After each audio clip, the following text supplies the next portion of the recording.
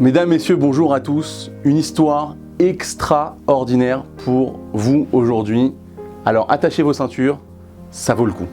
C'est parti, on y va tout de suite. C'est l'histoire du petit Nati. 8 ans, un enfant turbulent et hyperactif. Ce jour-là, lui et ses parents sont dans un parc rempli d'enfants, mais on ne voit et on n'entend que Nati. Alors que les autres font de la balançoire ou jouent dans le bac à sable, lui fait tout à la fois. Courant, bousculant les autres, hurlant, etc., etc. Le simple fait de l'observer est déjà épuisant. Excédée, la mère se plaint à son mari. « Je n'en peux plus de lui. Dis-moi ce que je dois en faire. Il ne me laisse aucun moment de répit. Il se met en danger, il met en danger les autres, il me met hors de moi. Je te préviens, c'est lui ou moi.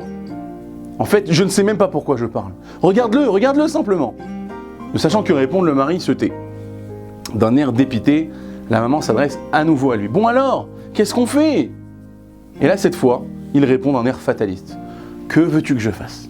Que je le traîne jusqu'à la maison, comme l'autre jour, et qu'il se débatte en criant comme un excité? Ça ne réglera pas son problème. » De son côté, Nati passait son temps à effrayer d'autres enfants, et une maman venait de le réprimander. La mère de Nati insiste encore. « Alors, on fait quoi? On fait quoi ?» À ce moment-là, une voix se fait entendre d'un banc à proximité, et lui dit la chose suivante. « Je peux vous dire ce qu'il ne faut pas faire. » C'est un vieux monsieur, tenant une vieille pipe, sourire aux lèvres, et il poursuit. « Ce que vous faites là, c'est une mauvaise lecture de ce que vos yeux voient de cet enfant. Un jour, il vous donnera de la satisfaction. » Les parents se regardent et lui demandent « Mais comment Nati pourrait nous donner satisfaction? Et surtout quand ?» Entre-temps, le vieil homme est rejoint par plusieurs personnes âgées. Puis il reprend. « Voyez-vous, il y a 65 ans, j'ai connu quelqu'un comme Nati. Il s'appelait Yankel, mais tout le monde le surnommait Demi-Zloty. Pourquoi? Parce qu'il était si pénible, agité et tourmenté qu'un jour sa maman a dit qu'elle était prête à le vendre pour un demi-zloty, une pièce polonaise d'une valeur minime à l'époque. Bien sûr, aux yeux de la mère, cette affirmation n'était pas sérieuse. Mais Yankel était persuadé que sa maman voulait se débarrasser de lui pour pas grand-chose. Demi-Zloty faisait les 400 coups chez lui, dans la rue et à l'école. Son seul allié était son papa, qui lui répétait constamment, mais aussi à ses victimes, « Un jour, Yankel donnera satisfaction. » Quelques jours avant que n'éclate la Seconde Guerre mondiale, Yankel est renvoyé de son école car son attitude est incompatible avec les règles scolaires. Pourtant, tous les enfants savaient que Yankel avait un bon fond.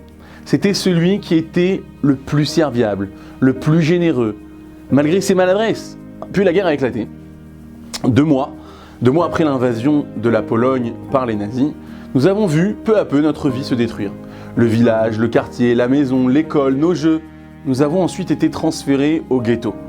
Les premières semaines, nos parents ont improvisé une classe d'études, mais un jour, le professeur ne s'est pas présenté. Yankel a pris les choses en main en nous ordonnant presque de partir à sa recherche.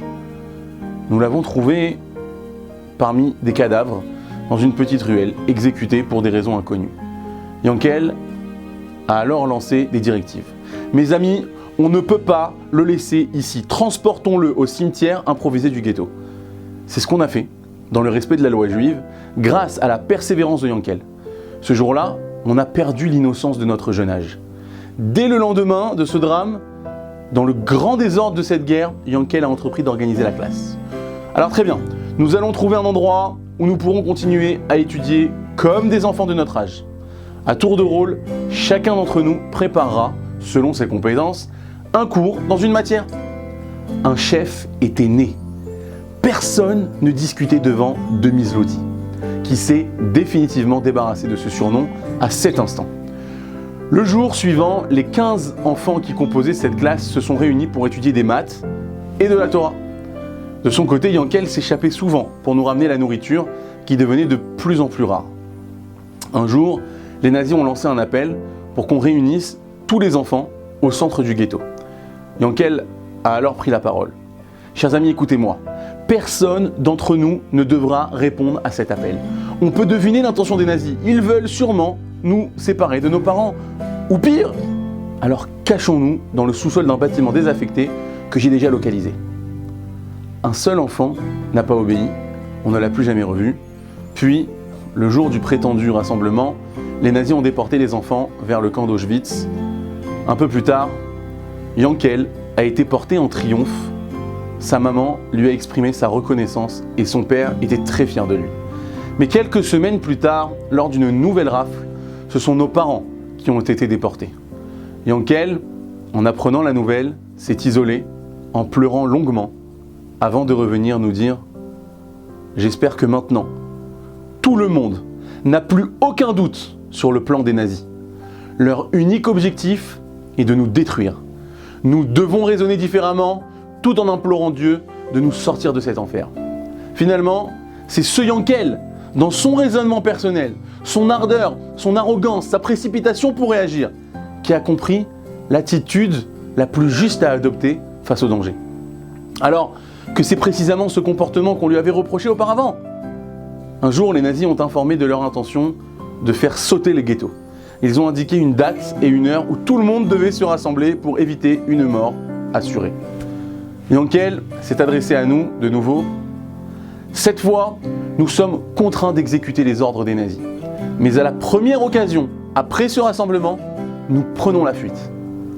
Le jour du rassemblement est arrivé et nous avons été entassés dans un wagon à bestiaux. À peine la porte fermée, Yankel a commencé à y creuser une voie de passage avec un couteau qu'il avait réussi à dissimuler sur lui. Après 2 heures de voyage, il a ordonné à tout le monde de sauter du train en marche en pleine campagne polonaise, nous fixant un rendez-vous à l'entrée d'une forêt visible depuis le train. Notre confiance en lui était si inébranlable que nous avons immédiatement obéi les uns après les autres et grâce à Dieu, nous nous sommes tous retrouvés à l'endroit prévu. Nous avions quelques blessures certes, mais nous étions tous en vie. Ensuite, nous avons vécu dans la forêt durant 16 mois jusqu'à la fin de la guerre. Yankel a organisé notre vie. Chasse aux animaux, habitation de fortune, et j'en passe. Toujours grâce à Yankel, nous nous sommes rapprochés de l'un des émissaires sionistes pour nous préparer, ou du moins pour préparer notre départ vers la Terre Sainte en 1946. À l'époque, il n'y avait pas encore d'État d'Israël, et les Britanniques, qui détenaient un mandat sur la Palestine, empêchaient les bateaux chargés de juifs de débarquer au port de Haïfa. Malgré tout, c'est l'un de ces bateaux qui nous a transportés vers notre nouvelle vie. Mais à l'approche de Haïfa, un navire britannique a bloqué notre passage. Les soldats ont abordé notre bateau et nous avons essayé de les repousser. Lors de la confrontation, l'un de nous a reçu une balle dans son pied et est tombé à la mer. Évidemment, Yankel a sauté pour le sauver, mais il n'était pas un bon nageur. Et lorsqu'on l'a repêché avec son ami, il était affecté par des problèmes respiratoires. On les a emmenés d'urgence à l'hôpital de Haïfa. L'ami de Yankel s'en est sorti, mais pas Yankel, qui est décédé quelques jours après.